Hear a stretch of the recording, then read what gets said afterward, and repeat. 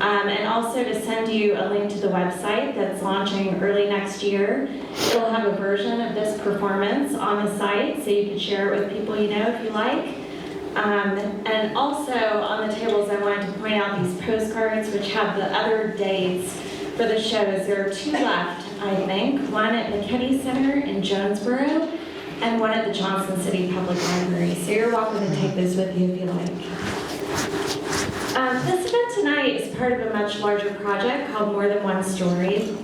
It's about community building and storytelling, and is funded by the New Pluralist. One of the big ideas behind the project is that how we talk about the past or don't talk about the past really informs how we all live together in the here and now. So here to help us connect those dots tonight is the storyteller Sheila Arnold. Sheila is here with us from Virginia. She's locally beloved and nationally renowned, a very gifted artist and educator, passionate historian, and she's taken a very special interest in our area here in East Tennessee. So if you could please join me in welcoming Sheila Arnold. Good job.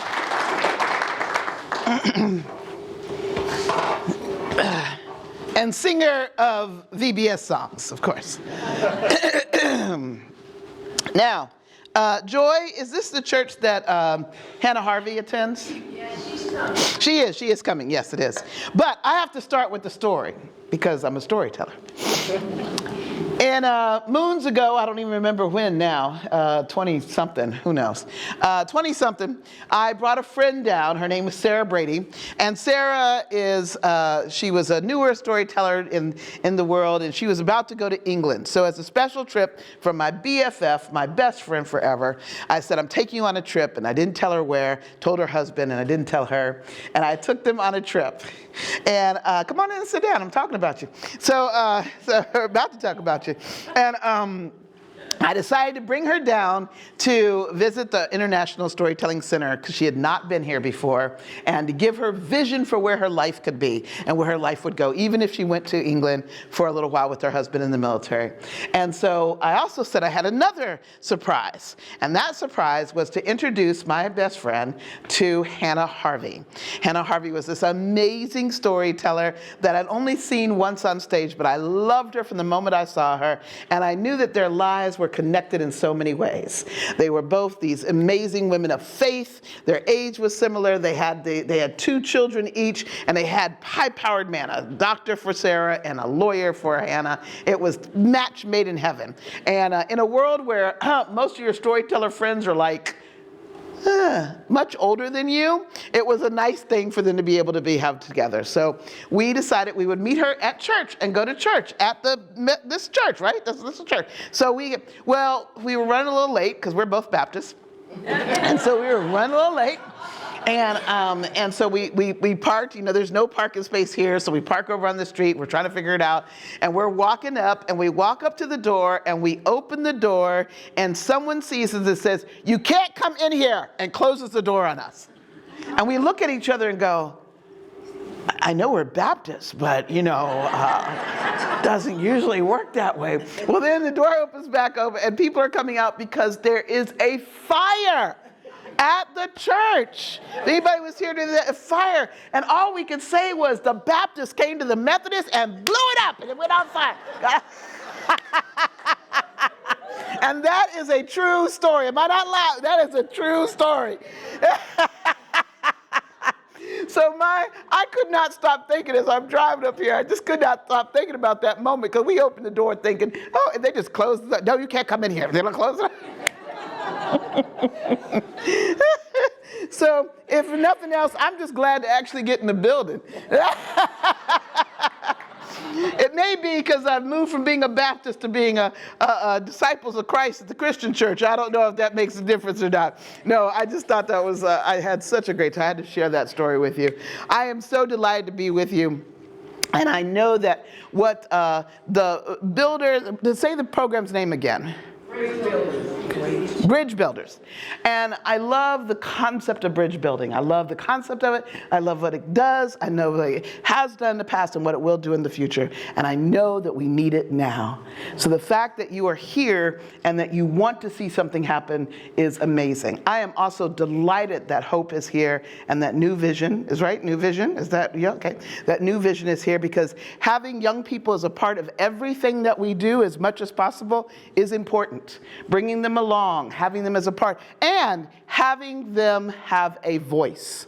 So I love having young people along, but we also need to listen to them and hear them and ask for their opinions and their thoughts. And then when they give their opinions and thoughts, don't go, that's not how you're supposed to think. It could be challenging because we've had so many years on us, we know exactly how to do it. We've had so many years on us, and look what country we're leaving for our kids right now, okay? So let's take a step back when we have something to say and listen to what they have to say. So I want you all to know that you young people that are here, your voice is incredibly important this weekend, and so tonight. And so I may ask for you all to sit at a table with one of the other adults that you don't know because they need to hear your voice. But I'm not going to ask, just putting that out there gently to you for the moment, because they did a look like they're like, oh, she wrong, yeah, they're taking me out to pieces and putting me at places. So I'm just letting you say, I'm not pushing you yet. I'm not saying that. I'm just saying you all got things to say. The adults might need to hear them. I'm not gonna push you yet. All right. Couple things before we get started. The program that we're doing today, the 3 stories that you're going to hear today, are all the same stories I've already done 4 times this week already, and that I have 2 more times to do this week. So it's the same exact stories, and it gives you options. The option is you could hear my story and say, that is delightful, that is enough for me right now. Or you can say, oh my gosh, that was so amazing, I have got to go to another and bring a friend. Or you can say, oh my gosh, I cannot believe I had to spend my night doing that. I will call people and tell them don't go. Okay. Any of those options is available to you, just so that you know that all 3 are going to be the same stories. But I will tell you, it has already changed since Monday when I told the first one. And I told them that by the time I get to next Monday, which is where I'll be at the Johnson City Public Library, it will be completely different. No, people will be like, what did you actually say the first time? So that's number 1. Number 2 is you all did it already so well. And that's being aware of who's around. When we come together, we always try to make sure that people are together. Try to bring people into where you are. Being conscious of what is around you, who is around you, and who is sitting aside. Now sometimes people come in and they want to sit aside, but you know what you can do? You can still say to them, I'd love to have you as a part of what we're doing. Or is there anything that you need? I'm so blessed that Joy made sure that I had some herbal tea today. Oh my gosh. And so this was just great to be able to have somebody take care of me. I even have a cough lozenge up here. This is great. I'm so well taken care of. And people, people just kept greeting me and making me feel welcome. And that's just really important, that we bring people into our spaces. But it just means we need to be aware of what's outside of us. And look around and say, let me just ask a question. Bring people in. Number 3, and that is that as we get together, there's number 3. Oh gosh, it just went. All right, hold on, it's coming. It's coming. Number 3, safe. This is a safe space. This is a safe space. When I say safe space, this is what I mean. Safe space means that when we get to an issue that is challenging or difficult, we do not avoid it. And we try not to judge. I say try not to judge because sometimes our immediate things go up. But that doesn't mean that we should avoid it. It means that we need to listen carefully and respond carefully and thoughtfully. This is a safe space is not this. You are not allowed to talk about this, or this. The moment we say you cannot talk about this is the moment we shut our safe space down. Because it means that we haven't grown enough to be able to walk through the difficult things. Okay? I'm going to get these words out of the way so you've heard them and they're already here. Religion, politics, gender orientation, racism. See, I said them all and they're good. So now that means you can say whatever you want. Okay? Everybody got that? We're all there? Okay, so I've said all the important words. They're already out there. I've made sure we can say them so we can say them, okay? So we can talk about difficult things. And now I'm going to sort of start, but before I get fully done, I want to ask you about the word community. So reminding ourselves that we're going to have this as a safe space, that we're going to be aware of people around us and think about them, and that, you know, that we're going to hear stories that will hopefully be stories you'll want to share with others later on. What is community? So when I say the word community, what does that word community mean to you?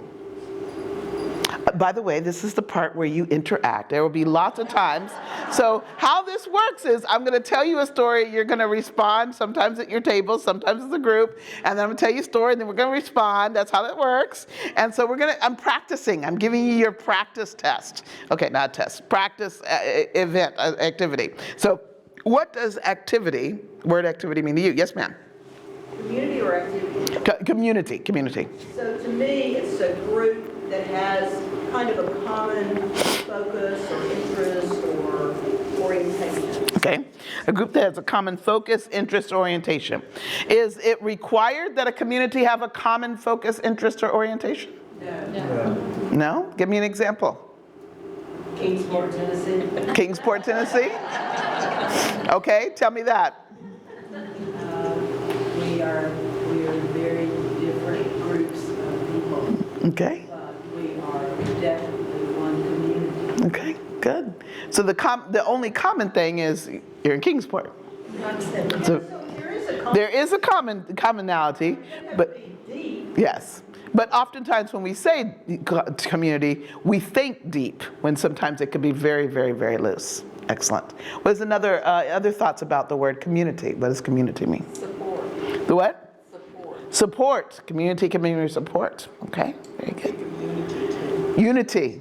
Can you have community without unity? I think you can. Yes. There are different. Yes? But you got something in common. You got something in common doesn't mean you're unified. Are you right about that? So having something in common does not necessarily mean that you are unified in that one thing that you have in common. Okay? We're trying. Okay. Sometimes we're trying. We're trying just in general. We're trying. Didn't get it. We're trying, and sometimes we are trying. Oh, yes. Very true. As my mother would say, oh, you trying all right. You have to have a different look in your eye when you say that one. Yeah. We got to work on your mother look here for that one. That's okay. All right. Other things. Where we're impacted by each other. Where we're impacted by each other. Okay. I thought I saw a hand back there. Yes, sir. Community is togetherness. Okay. That's great.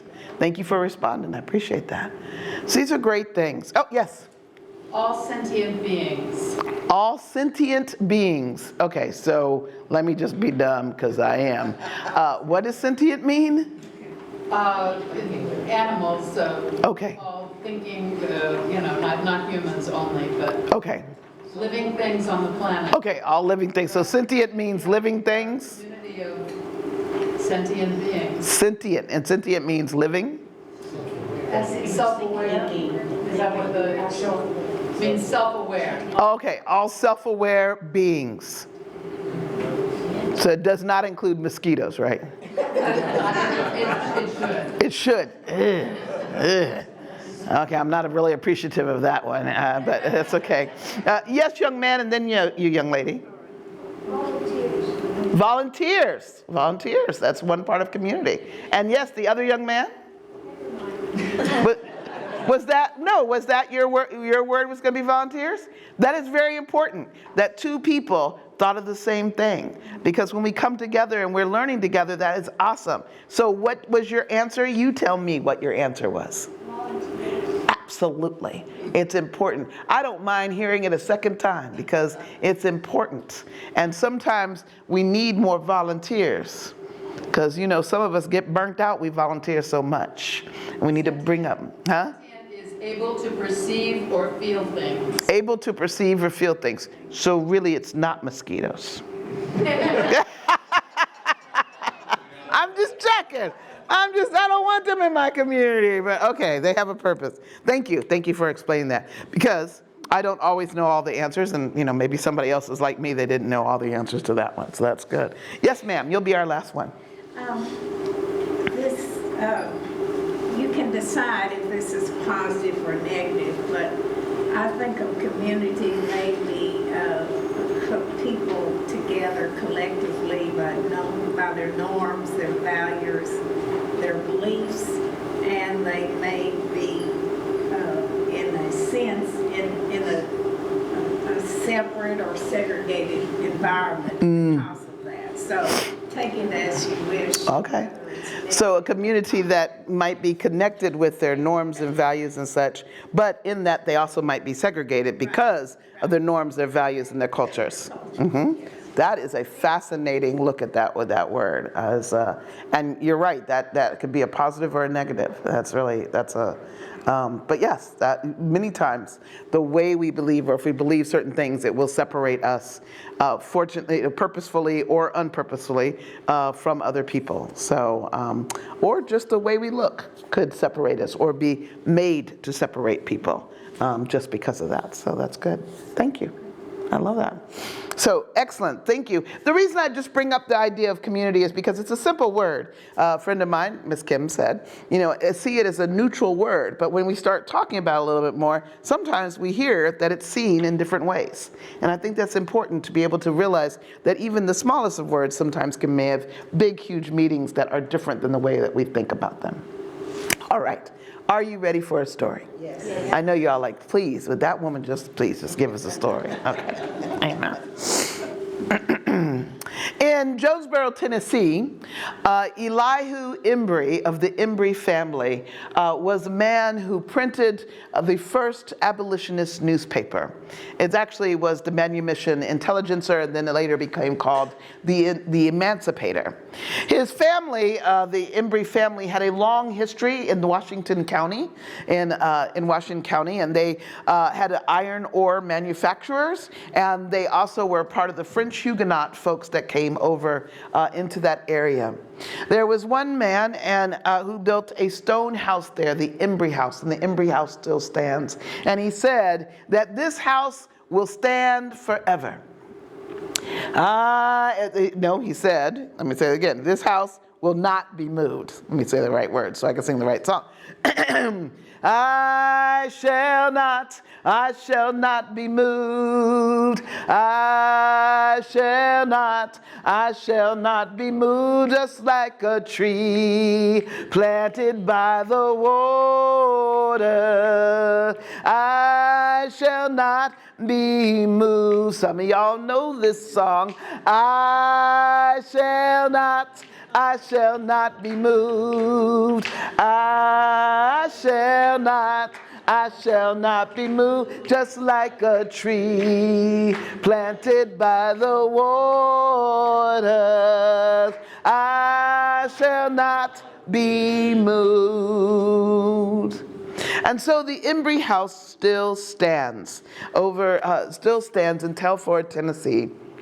And you can go by it and you can see that house. In that house, later on, the Embrys went and moved up to Pennsylvania, but then two brothers came back, and one of those brothers was Elihu. Elihu came back to work with his brother in the store and also with iron ore manufacturing. But he had a burning in his heart, and that was that he was also an abolitionist. However, he also had something else in his life. He was a slave owner. I want to tell you a little bit of his story through a historical kind of fiction story, but it takes place in August 1820, when his newspaper has about 2,000 subscribers, which is a really good size amount of subscribers in 1820, and the newspaper is all about abolition. The wind blew through the eaves of the house, and it knocked off the picture to the floor and the nail again. In his study, Elihu heard the picture drop and sighed and called out, "Frames! Frames!" And there was no answer. He stood up And before he moved out of the office, he pulled open a drawer and took out a hammer. And he called out again, "Frames! Frames!" And then he went to the front door and opened the front door. "Frames!" And up out of the garden, there stood a 6-foot young, light-skinned man, muscles that rippled through, and he was covered with dirt. "Frames, I need you." "Yes, sir." And began to make his way over.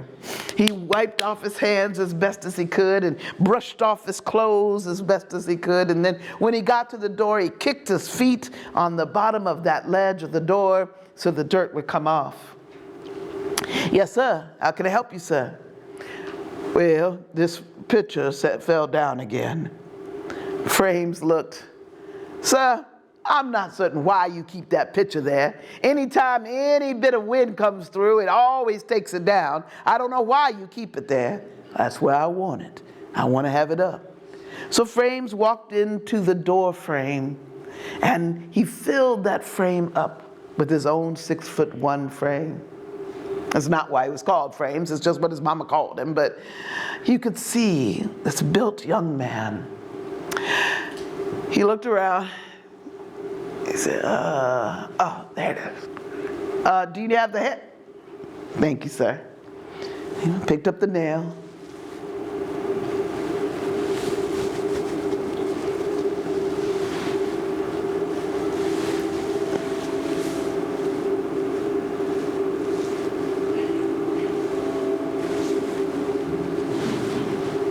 "Is that all right?" "That'd be good. Thank you so much." "Sir, I still don't understand why you have it always hanging here. Anything could happen. And the wind comes through and it blows it right to the ground." "I want it to be here. I want to see those words." For it was not really a picture, but it was some words that were underneath a frame. Well, what those words mean anyhow? What they say? "Now, Frames, I've taught you how to read. You know what those words say." Frames' face all squunched up, and he said, "Yeah, but I'm not comfortable reading those words." Elihu smiled. He knew that Frames could read those words, but he knew that he was uncomfortable because he didn't want others to know he could read. A slave in 1820 that could read was a dangerous thing. "I can't read those words." "All right then, all right. I'll read it. Freedom is the natural right of every man, and as a member of the Abolitionist Society, I believe in the manumission of all slaves." Frames turned to him and said, "Do you believe those words?" And inside of his very soul, Elihu wanted to jump up and say, "Yes, yes, I believe in those words. Yes, I believe in those words. Aren't I the one that started the manumission intelligencer? Aren't I the one that started the emancipator? Aren't I the one that is a part of the manumission and abolitionist society? Aren't I the one that speaks loudly and clearly for the defense of those who are enslaved? Am I not the one that speaks and says no more slavery? We will have no more. Am I not the one? Yes, I believe those words." But that's not what he could say. You see, when he had his second wife came owning slaves. And for some reason, Elihu began to enjoy that prospect of life. It gave him more leisure time to do things that were important. It was nice to be able to be seen as having some status inside of the community. And he could use them as collateral for loans and such like that, so he could keep money coming in when they went into debt. So it wasn't too bad. And he began to realize that he wanted slaves himself more, so he added to who were there. He purchased Nancy and her children, which included her 5 children, which included Frames. And he purchased a husband and a wife and their child. And now he had a good stock of slaves. But then the husband and wife had a child. And now, what was he supposed to do? How was he supposed to provide for another mouth to feed, another person to clothe, another one to take care of? How was he supposed to do all that? So he decided he needed some more money, so he sold the husband. And that's when he saw the sadness in the eyes of the wife and the older child. He saw the fear in Nancy and the children. He saw them being hesitant with him and around him. And he had started to go back to those Quaker meetings, to the Society of Friends, and it began to burn in his heart. After a while, he knew he needed to do something. He needed to do something. So he convinced a friend to purchase the husband. And then he went into debt so that he could find a way to help this friend purchase the wife and the children. So if nothing else, they could be together. He wanted to write on a piece of paper and just make Nancy free. But making Nancy free would not free her children. And if he made her free, he had to pay to make her free and pay for her to leave the state, because she could not stay in Tennessee. He didn't know what else he could do. He always said, I'd made that decision about owning slaves when I was in my deist way of living. But that was long gone. And now, here he was. And he looked at Frames and said, yes, I believe those words. And I believe, I want you to be free. Frames turned to him and stood his whole 6'1" height and looked him in the eye and say, sir, I am free. You think just because you have a piece of paper, you can tell me I ain't free? Inside my soul, I know what I am. And if I ever want to take my freedom further from you, I know I can. Elihu looked at Frames. You're a wise young man. Do you need anything else, sir? No, that'll be fine. And then Elihu turned to go back in the office and began to cough.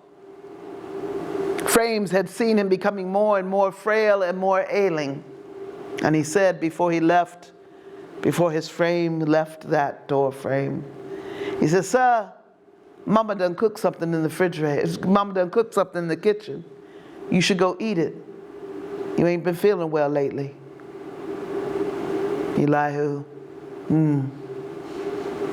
And as Frames left back to the garden, Elihu went and put the hammer away and then began to walk back towards the kitchen, and he stopped at that sign again. Freedom, the natural right of man. And then he kept walking. This man who was the publisher of the Emancipator, walking to eat the food from the one he owned.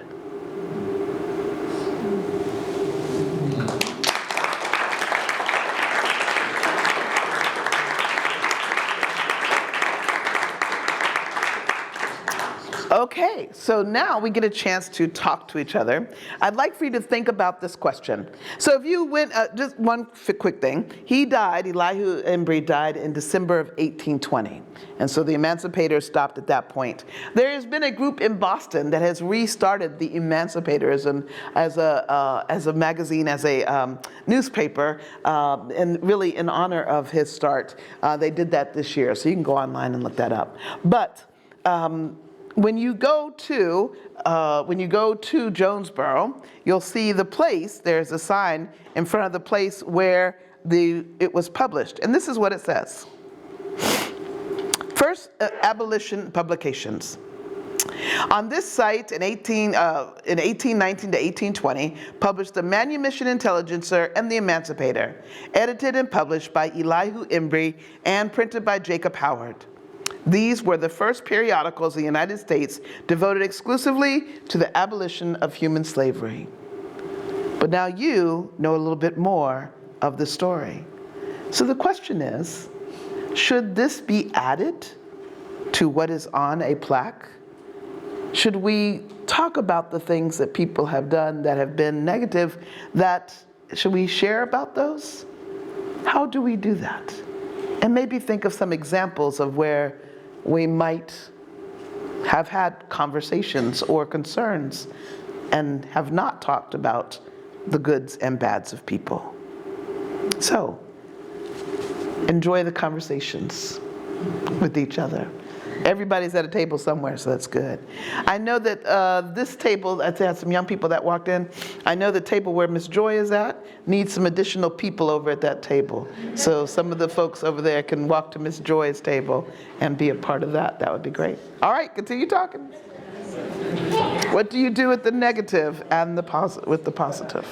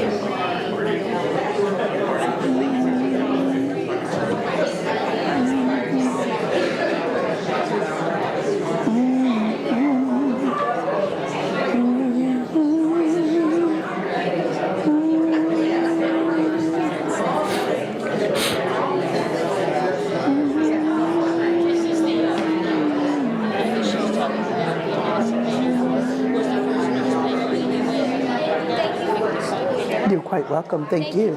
Thank you for listening so well. I appreciate that. What's your name? Ladarius. Ladarius? Thank you. And thank you for my pumpkin pie, too.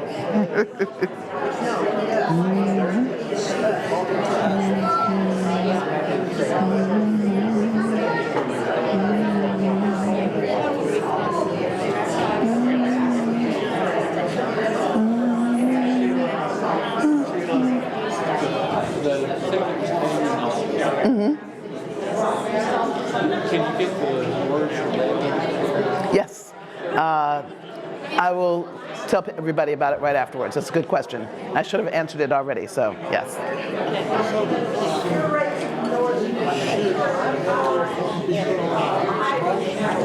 You said what?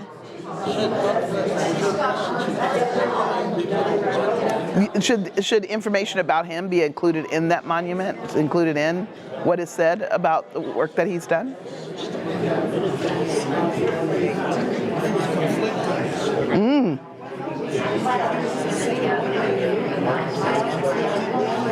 Is there anything wrong with saying that somebody's conflicted?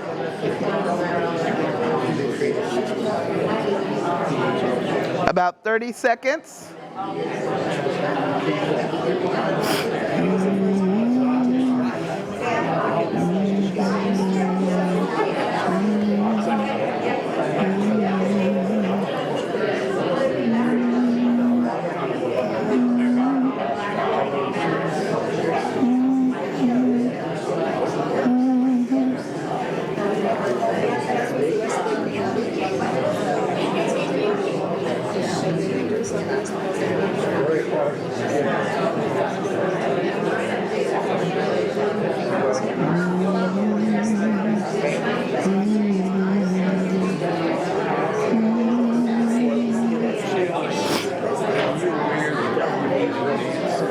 Nancy's going to be accidental February the 26th. Nope. Yes, it is. Mm-hmm. Yeah. Yeah, it was performed last year. Black History Month. And the bridge builders Good. Good. Amen. You're doing good. We shall overcome. We shall overcome. We shall overcome someday. Oh, deep in my heart, I do believe we shall overcome someday. Oh, thank you. It's a lot easier to sing than to say be quiet, everybody.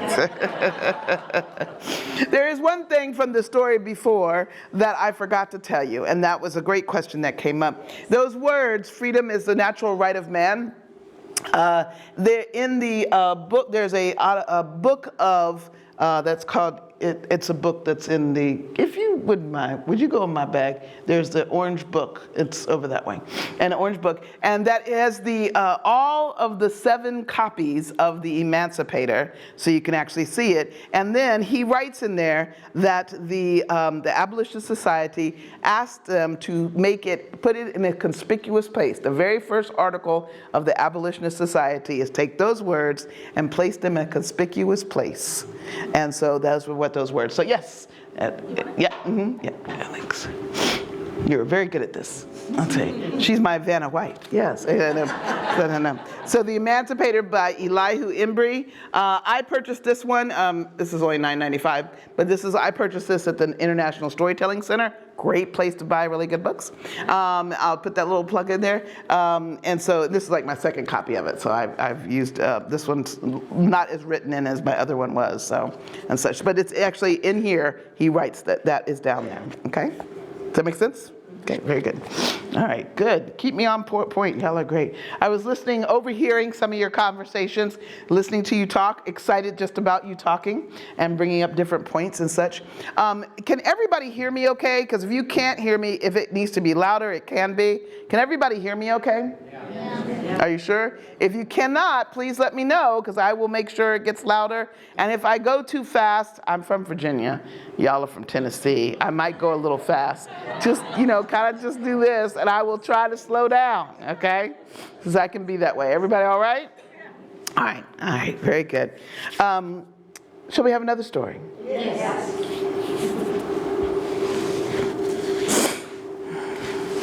It was September 6, 1955, and LC was at the bus stop in Oak Ridge, Tennessee. LC kept patting his pocket to make sure that the money was there. Today he'd have to ride the city bus to the new school, and he was required to pay. He never had to do that before. Before, he went to school right there in Scarborough. That was the colored community that he lived in Oak Ridge. And he loved the Scarborough School. It was in the shape of an L, and it had first grade up to high school. It didn't always have a high school, but now it did. And when you went to high school as a freshman, like he was, you just went around the corner. It was a great thing. Everyone couldn't wait to get around the corner. But not anymore. No, they had stopped the high school and the middle school. And so now he had to ride the bus to school. He used to walk with his best friend. He and his best friend would always walk. They usually ran. They ran, and then they would stop at one of the stores sometimes and get something to eat at one of the convenience stores with extra money they had in their pocket. And they'd race each other to see who would get to the store first, get to school first. He looked around at the other kids, the other people that were there. He saw some of the older kids. They were talking about the fact that some of the white students from Oak Ridge High School who had been in a journalism class, had come over to Scarborough the year before. And one girl noted, how do you learn when you don't have as much? She was shocked by what they didn't have. But they had great teachers, and they got by. And then he looked at some of the younger ones. The youngest one was 11 years old. She was going to 6th grade, to Roberts Junior High. She should have been just going to school. The bus came by, and when he got on, he put his money in and sat down. The bus rode down Wilberforce and turned onto Tuskegee. All the roads in Scarborough were named after historically black colleges and universities. Education was very important. They banged it into you every day, even in your street signs. And they would talk about what schools they wanted to go to. He thought maybe one day he'd be Tuskegee, so he could be a Tuskegee airman. He kind of felt like an airman right then, going someplace he had no idea what was going to happen. When the bus pulled up in front of Oak Ridge High School, there were some white students standing there waiting to take them to their class. And he knew he should be happy that they would help him, but he wasn't. He was 14. He was 14 and he was scared. He was scared. He was 14, he was scared because just 10 days before that day, 10 days, in Money, Mississippi, they had found the body of a 14-year-old boy. A 14-year-old boy had been beaten up and bruised and battered and drowned, and his body had floated up to the top. And when he talked to his Mississippi-born grandparents who he lived with right there in Oak Ridge, he asked them, what did he do? And they said, we don't know. He was only 14. If they didn't know what he did, he could do anything wrong. And they reminded him before he went to school how he was supposed to act. Don't look any white people in the eye. Don't look them in the eye. Keep your head down. Make sure that you stand to your own side. Don't bump any white people. You got to keep your own space. Be mannerly, child. Be mannerly. And be safe. Be safe. He followed the white student over to his classroom, and he remembered what the number was. And he went inside. He spoke mannerly to his teacher, and his teacher, not saying a word, pointed to a desk in the back of the class. And he wondered, was that going to be the way it was for the rest of the year? And for LC, that is the way it was for the next 4 years. He made himself small and invisible. He made sure to keep all those rules that his Mississippi-born grandparents had told him. And if he saw anything that seemed to be going crazy, he would make his way outside and do the long way around to get to wherever he needed to go. He didn't do what some others did. Some of the colored students, they joined the student council. And then three boys joined the basketball team, and they played they practiced with the basketball team. They didn't play. So every time they went on the road to go play, those boys would get a phone call saying, the school won't play us if you come. But he was there on that day, December 3rd, 1955, December 3rd, at their school, 2 of those boys were substituted in. The New York Times wrote about it. It said, 2 black boys integrate basketball. Segregation is done.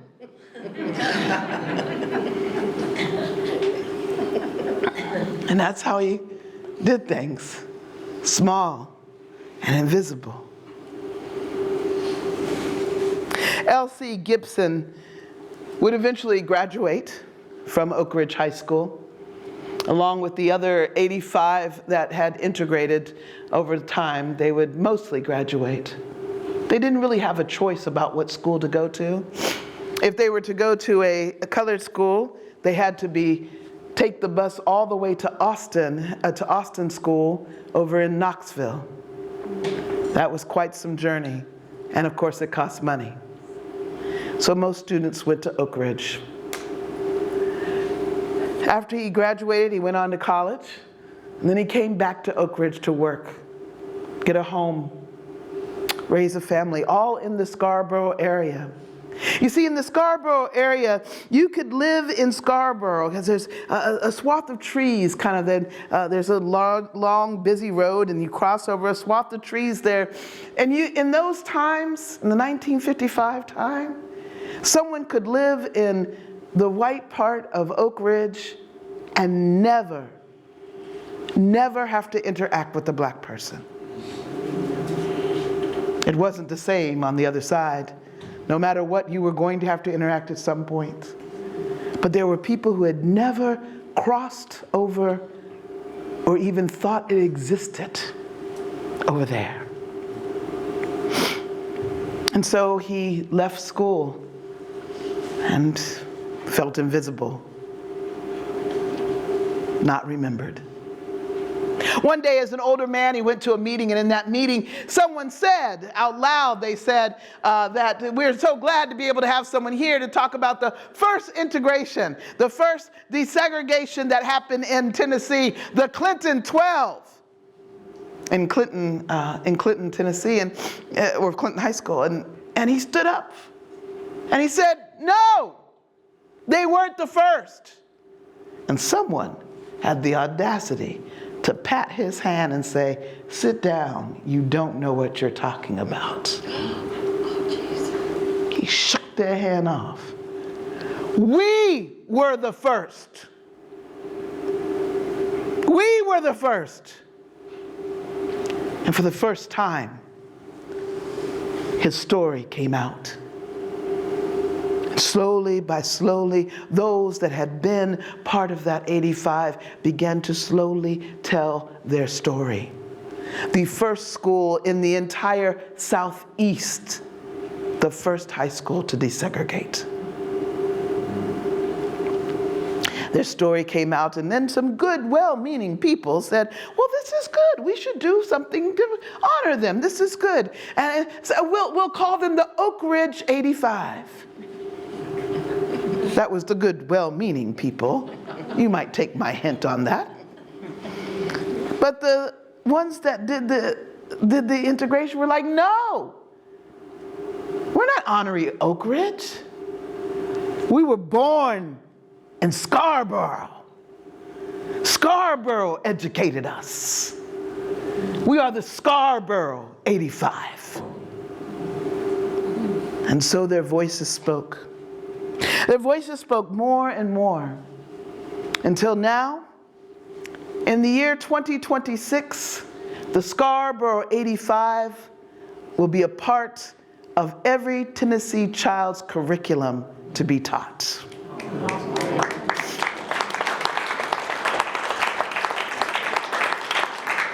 And they will have a memorial that is built. They're building that right now. They've gotten money from their state and locally, and also even the governor has signed over monies for that to happen.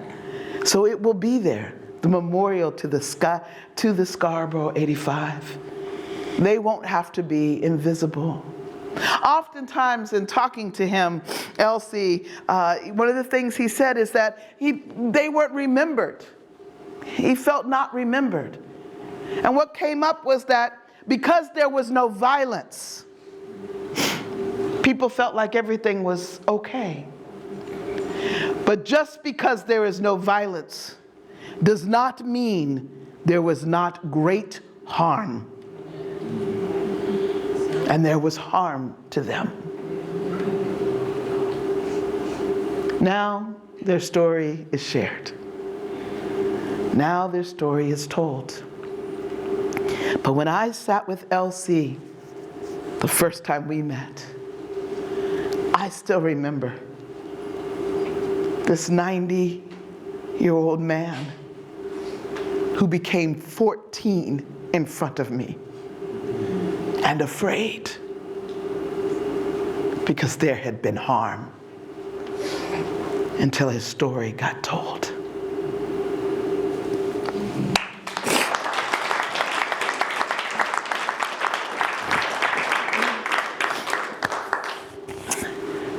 So let's take a moment and talk about that statement. Just because there is not great harm, does that mean that, just because there is not violence, does that mean there is not great harm?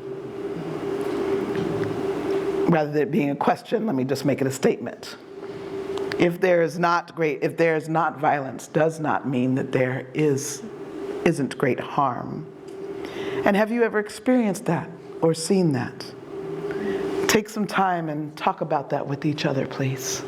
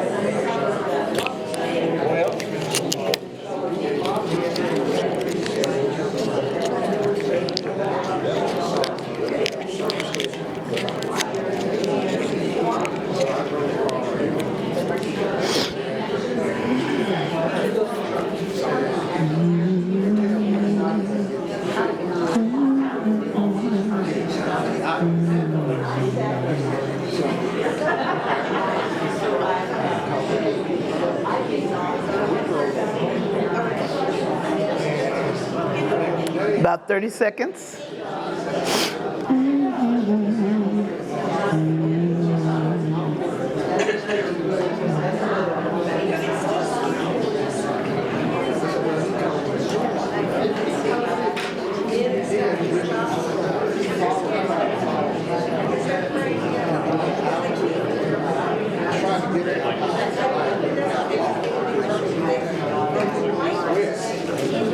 About 3 miles out of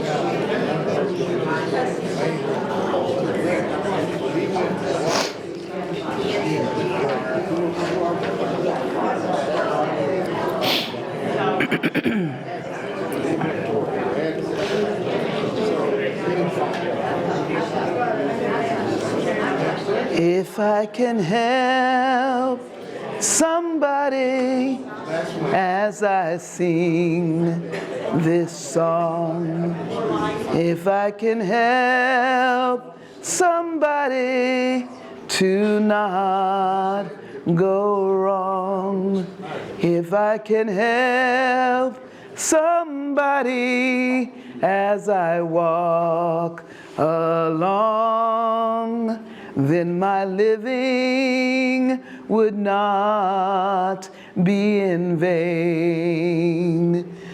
Yes, my living would not be in vain. Oh, my living will not be in vain.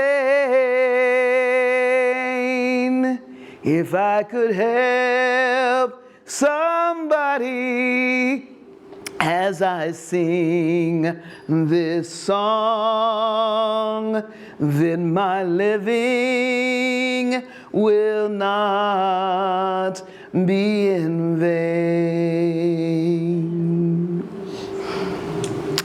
Amen. The first song was about the sturdiness of a house and how a man wasn't quite as sturdy as we thought he was.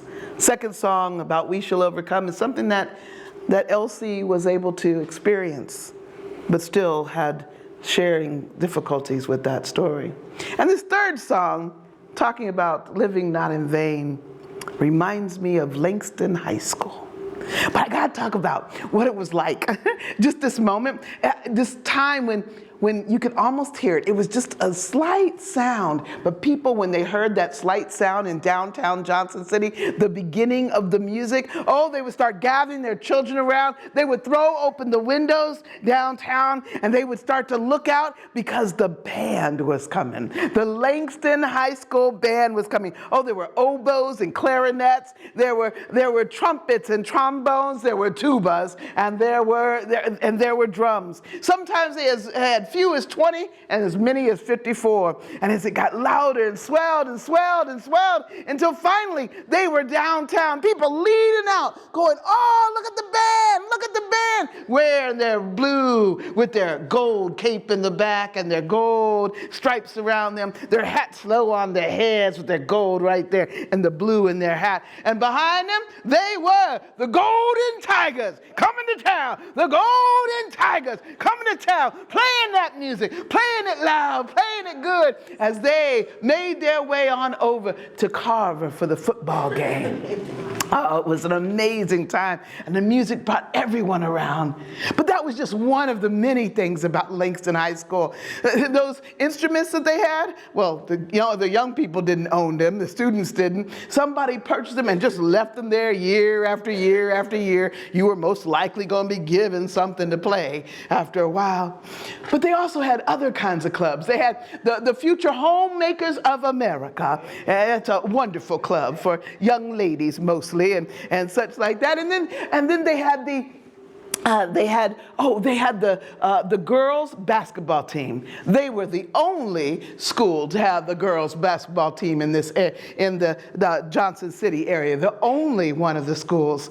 Their school was filled with teachers who mostly had master's degrees, higher than any other school. As a matter of fact, their school, Langston High School, the colored school, it was accredited before any of the white schools were accredited. Indeed. And they had Coach Chrisman, who was a famous coach. He would get regional titles with the basketball team and the football team. It was amazing. They hosted art festivals at each of the colored schools. And when they had to come to Langston, whoop, they were spit shine looking good, showing all the art that they had everywhere they went. It was good. And they felt secure and at home, and they learned because if you didn't learn, then your mama would know or your daddy would know. Before you ever got home, somebody else knew you were in big trouble. And you were expected that you were going to go to college. You were expected that you were going to do well. It's what the expectation level was, and they drilled it in because when you walked into that school when you were in 7th grade, when you walked into that school, you walked through an arch, and that arch said, enter to learn, depart to serve. And they built that in you every single day.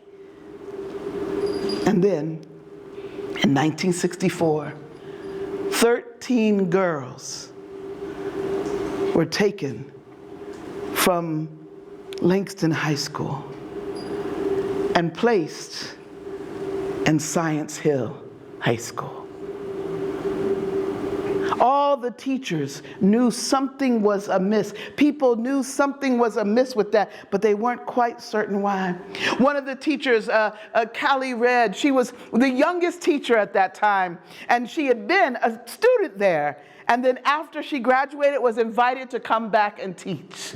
And she taught English, and she taught French. A little concerned at first because some of the students, well, they were all bigger than her. And some of them were as old as she was, even at 21 years of age. She knew something was going on.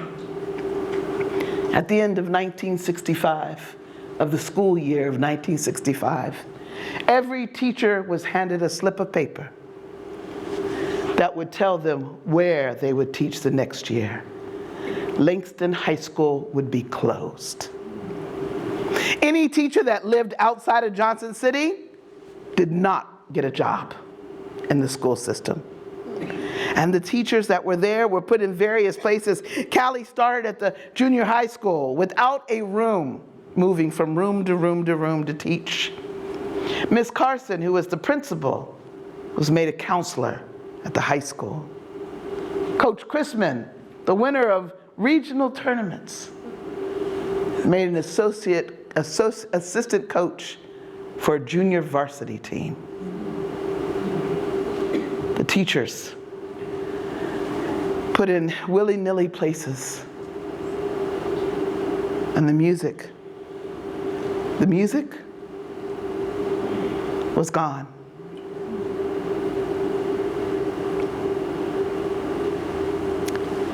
But the alumni of Langston did not want to lose that building. They wanted to be able to purchase it and do something with it. The city took it over and they made it into a storage place, and then something else and something else. And they kept trying to buy it and being told no and being told no, until finally the roof kind of went down and they're like, yeah, we'll sell it to you. I got to be one of the people that helped to raise money for that. And I remember the passion of those that wanted that building, because they knew in that building they were taught how to serve, and every one of them had gone out and done such. They were part of the people that were in leadership in Johnson City, Jonesboro, and even Kingsport. They were doctors and lawyers and teachers, and they gave back to their community over and over again. They finally had the building, and now it stands as Langston Center. And if you go to Langston Center right there on Elm Street, you'll see right out front the Ark, the one that each student was so proud to walk through. And you will enter to learn and depart as a service person. But today, as I walked over to Langston today, I did a program earlier this morning, I read the plaque that was there. And it talked about who it was named after, when it started in the 1890s, and all these things. And at the bottom it said in 1965 it was closed. It was closed because of desegregation. Well, before I even go any further, let me just make sure I say this. Desegregation is not integration, okay? Integration is, let's say you take these tables right over here, and then these tables over here. Integration is, I take several people from this group and I put them in this group. And I take several people from this group and I put them in that group. That's called integration. Desegregation is, y'all don't have no tables, leave everything you have there, just move over there. All of you. And you don't have a choice, because we're giving you a better place. You'll have more things. Won't you be grateful? Because what did you have? Obviously not much, because you need what we're giving you. The last line on that plaque, it says, in that same year, 1965, Johnson City completely integrated all of its schools. What it does not say is Johnson City eliminated all colored schools.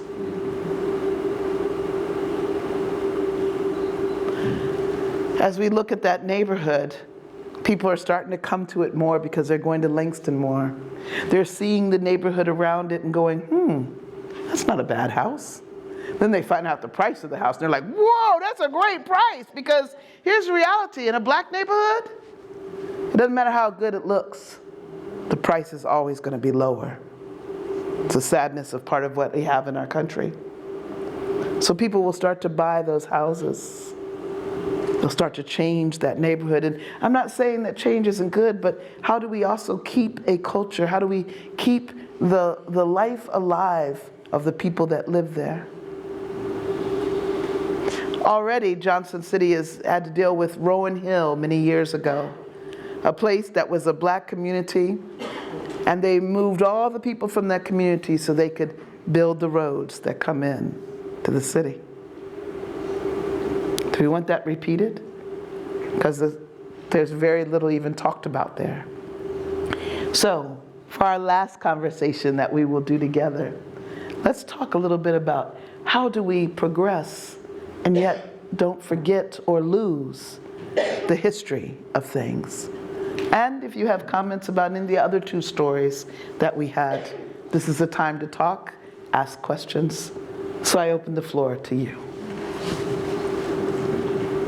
This time we're all talking together. So, why are you coming up to me? Because I'm going to ask you, do you know Dorothy Dobbins? I don't know, what? Do you know Dorothy Dobbins? No. You need to. She went to Langston. She was in the class. He asked me if you're supposed to say it so everybody hears it. He asked me, no, everybody's supposed to be talking to me now. So Dorothy Dobbins, who goes to Central Baptist Church, was in that last class. So she was forced to go to Science Hill, and she and my wife graduated together from Science Hill. Amen. Thank you. Thank you, sir. Yes. Whoops. Taught at Oak Ridge High School in 1967. And I taught history and psychology. And my teacher that I was working with said, this young man has not been taught to read because he is nice and does not cause trouble. He has never been taught to read, and I wonder if he will talk. And I said, I don't know how, but that young man could read some of the time the semester was over. But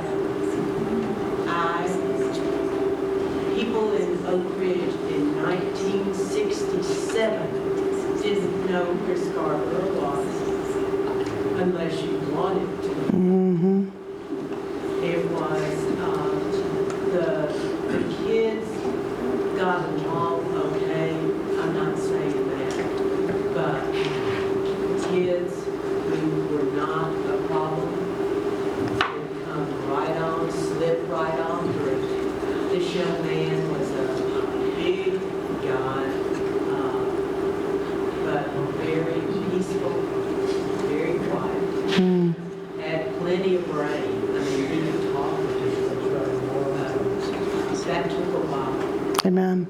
So what she shared was that as a student teacher, the teacher that she worked for, it presented to her and introduced her to a young man in high school, at Oak Ridge High School, where she was student teaching, that could not read because he had been so mannerly, so kind, that people have just passed him through with very little reading skill, and that he read, that she was able to help him to learn to read as time went by.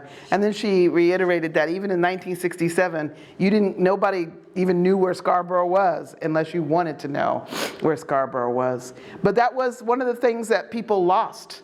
So in losing part of the culture of the colored school is that there were assumptions made that, just that unfortunate assumptions. Some assumptions made by some teachers that, well, they're not speaking up, so they don't have the brains to do that. They don't have the ability to do that. So we're just going to keep on passing them through.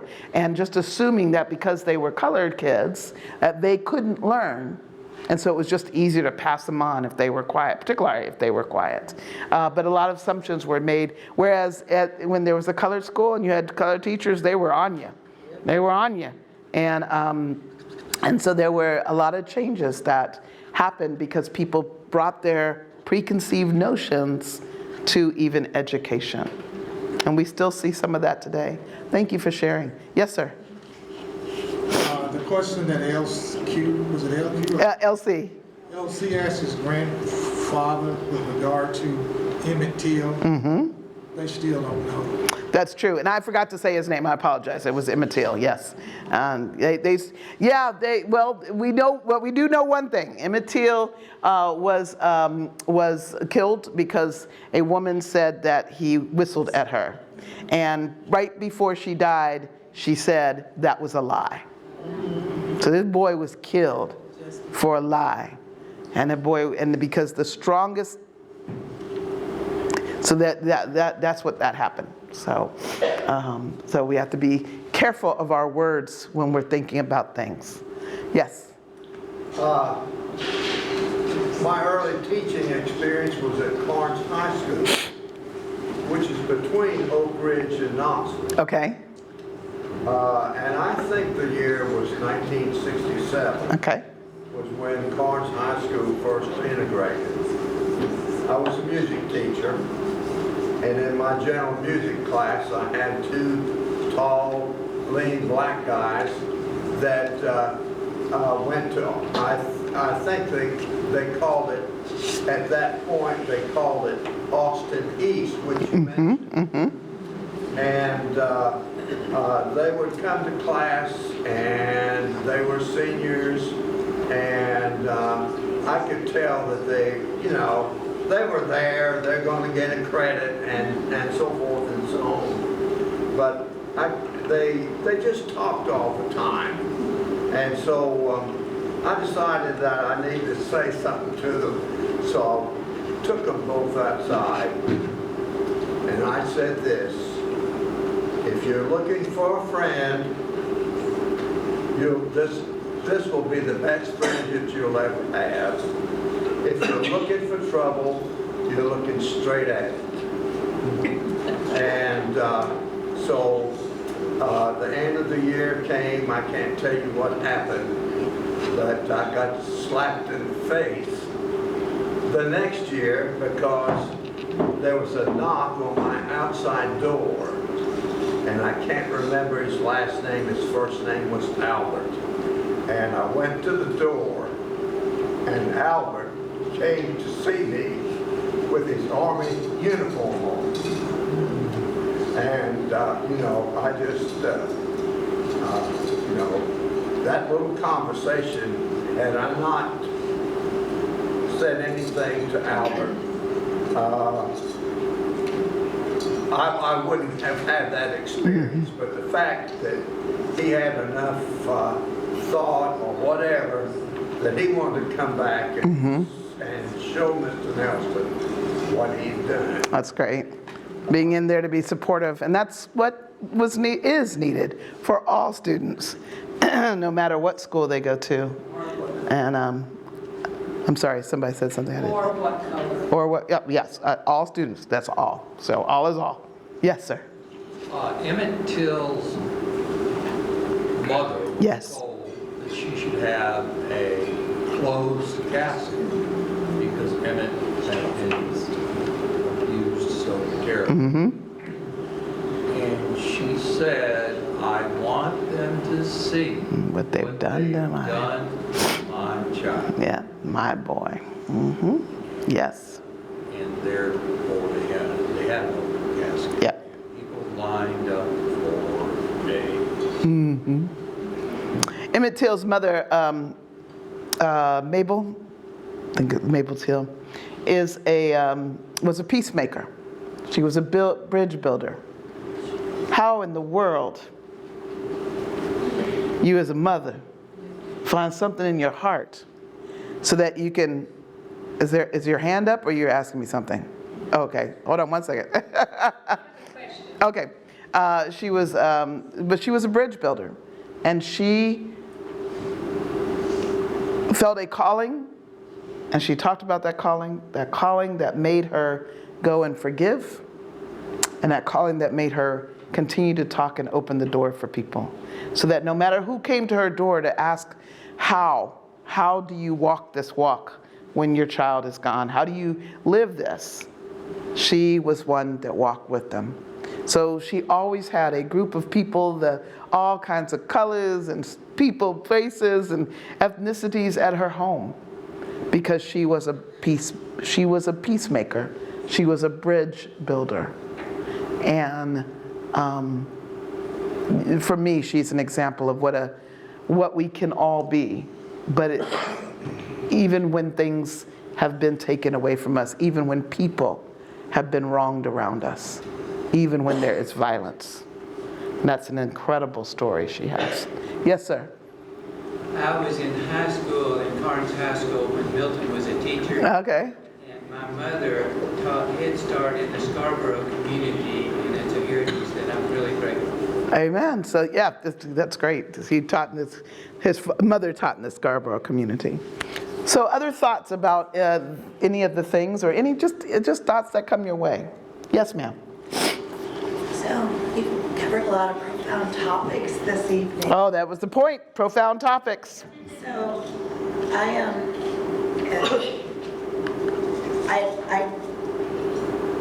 live my life by the principle that it doesn't get any better if you just let it be. Right. That we're called upon to engage in the world and try to make it better in some way. Absolutely.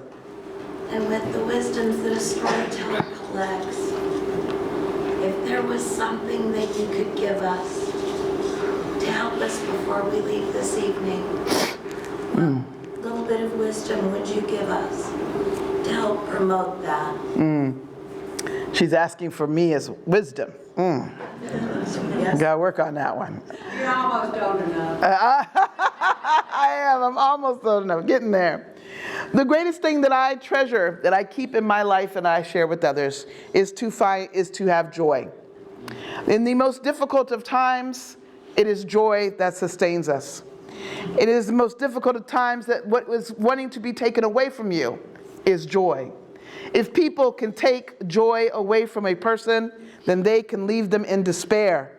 And in that despair, they can then run their lives through fear and through just giving up. So joy is something you fight for inside of yourself and outside of yourself. Now, joy does not mean it's something that just is like, I'm happy, happy, go, go all the time, because that is not it. I cry and I hurt and it pains me when I see things. And there's moments I have to step back and I have to retreat to myself for a moment, and I need to sit in those tears, and I need to sit in that pain. But then I need to step again to the march and the walk and bring the joy back with the reminder that I get from my dad. My dad, and I am a daddy's girl, without a shadow of doubt. My dad and my cousins and I, during the beginning of some things this year, challenging things this year, and my father was like listening to us, and there was some despair that was happening in conversation. And my father said, "What is wrong with y'all?" And I'm like, "Oh, well, the stuff is happening, are you getting too old to know this?" I was like, "What?" And he said, "We've lived through worse than this. We have been here before." And he said, "I've lived in worse than this." Because he lived in segregation. He lived when he could not drink from a water fountain or go to a restaurant or do things when he did that. And still, he became a he's a two-star general. He's a retired general. From a country town. Much more country than Kingsport, let me tell you right now. From a little country town. He remembers what it was like to have a full uniform on as an officer and still not be allowed in the front of a restaurant. He remembers that. And so he looks at us and he goes, "We've already been here and we have overcome that. So we will overcome it again." Here's what gets different sometimes, is there are a lot of black people that have already lived this, some of the stuff that's going on today. A lot of white people have not felt this before. We've told you about it. We've told you how it hurts and what it feels like and some pain. But actually living it now, it can bring despair. And yet, Martin Luther King, Fannie Lou Hamer, even further back, A. Philip Randolph, W.E.B. Du Bois, they brought joy to everything they did. There's a reason that we play cards and we sing songs and we got good dances. Because in the middle of sadness and despair, you cannot sit there. And my final word is, it is a long slog.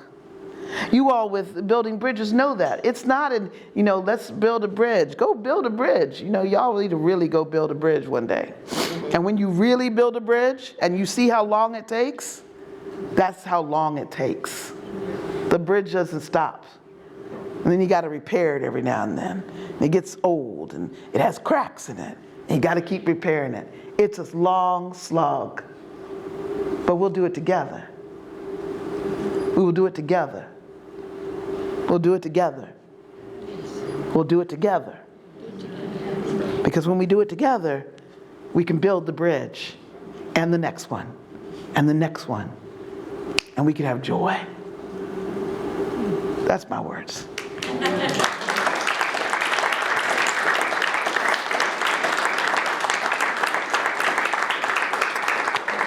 I want to thank, I know the young people from New Vision are so excited to make sure we have pumpkin pie. So that's exciting. I just want to thank you so much for the opportunity to share. My hope is that you'll take some of these questions and you'll take them home. You'll take some of the things that were the stories here, and you'll take them home. You'll take them home to your home, but you'll also take them to where you work and to other people, and you'll have discussions with them. And you use this as a moment of telling stories, and then you'll share your stories as well. Because when we share our stories, we can change the world. And I mean that. That's not just something I play with.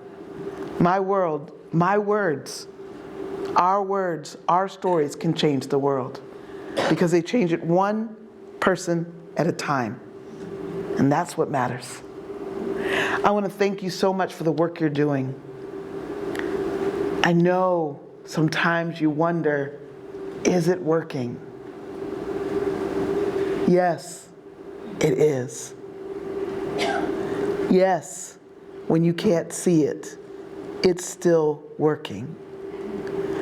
Yes, it is. Keep doing the work. Hold on. Hold on. Just a little while longer. Hold on.